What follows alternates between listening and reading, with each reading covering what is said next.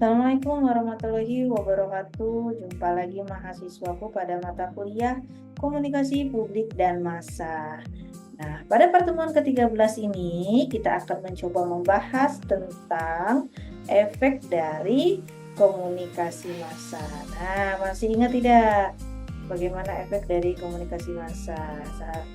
Nah, saya berharap teman-teman mahasiswa semuanya mampu untuk membedakan ya.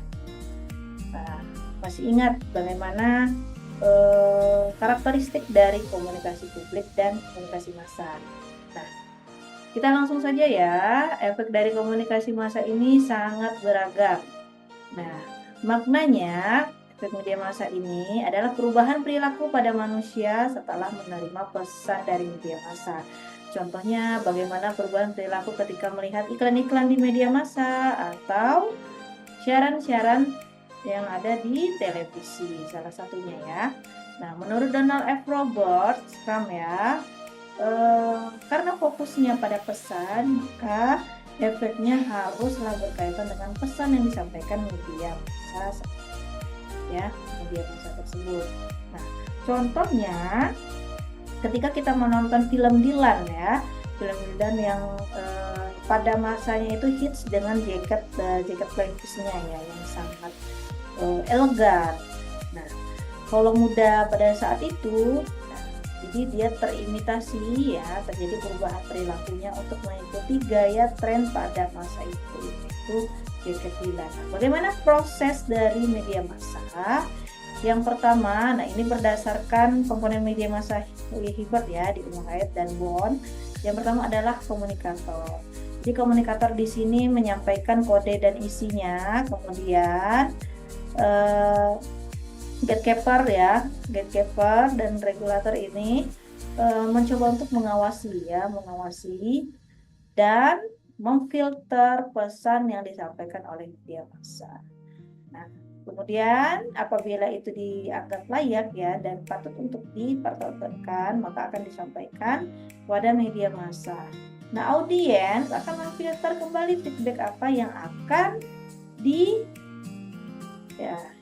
ditimbulkan ketika melihat tontonan atau tayangan di media massa. Oke. Dalam hal ini komunikator ya pada media massa dianggap sebagai pengisi rubrik ya, yakni reporter, redaktur, dan penulis. Oke. Ya, maksudnya regulator di sini perannya hampir sama dengan gatekeeper. Bekerja di luar institusi dan menghasilkan berita. Dan juga akan menghentikan aliran berita atau menghapus informasi apabila informasi yang disampaikan itu akan merugikan khalayak ramai. Oke. Nah, ini tadi sudah saya jelaskan ya.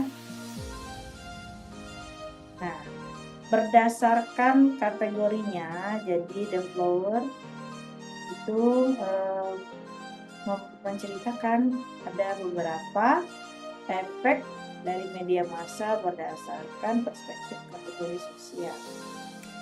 Berdasarkan kategori sosial, ya, masyarakat merupakan kelompok-kelompok sosial yang reaksinya pada stimulus tertentu sama.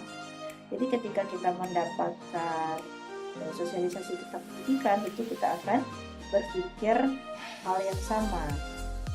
Oke, nah, berdasarkan hubungan sosial, nah, media massa ini akan cenderung memberikan perubahan perilaku dalam rangka memberikan opini ya, dalam rangka menjadi agen perubahan.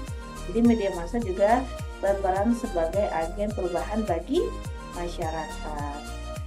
Oke.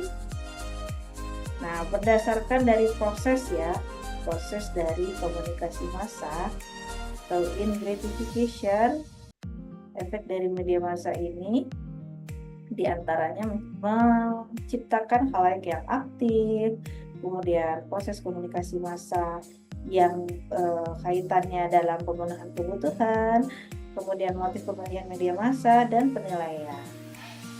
Oke. Faktor dari pembentukan efek komunikasi massa ini bisa berawal dari individual. Kemudian identifikasi. Nah, identifikasi ini maksudnya bagaimana caranya masyarakat ya untuk mengidentifikasi maksud dan tujuan dari pesan yang disampaikan. Kemudian yang terakhir bisa pembentukan citra. Itu bisa jadi citra pribadi atau institusi. Nah, barangkali ini yang dapat saya sampaikan, mudah-mudahan bisa dipahami bersama. Ya, demikian, banyak maaf. Assalamualaikum warahmatullahi wabarakatuh.